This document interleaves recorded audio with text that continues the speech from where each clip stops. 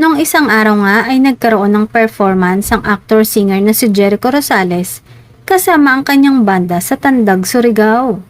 At sa kanyang pag-iikot sa mga malalapit na lugar katulad ng dagat, ay marami siyang napansing kalat. Idinaan niya ito sa biro ngunit makatotohanan. Patok na patok naman sa mga netizen ang mga hirit ng aktor. Sa mga Instagram story niya, may mga hirit ito sa mga natagpuang kalat kagaya na lamang ng deodorant, bote, sapatos at tsinelas. Narito ang ilang hirit ng aktor sa mga basura. Pagkatapos gumawa ng sausawan, diretso dapat sa basurahan. Natuwa naman ang mga netizen sa mga hirit ni Eko at nagbigay rin ng kanilang mga komento kaugnay sa mga kalat. Witty, kainis, pero ang alarming ha. Yung Crocs, kahit peke yun, di talaga yun matutunaw.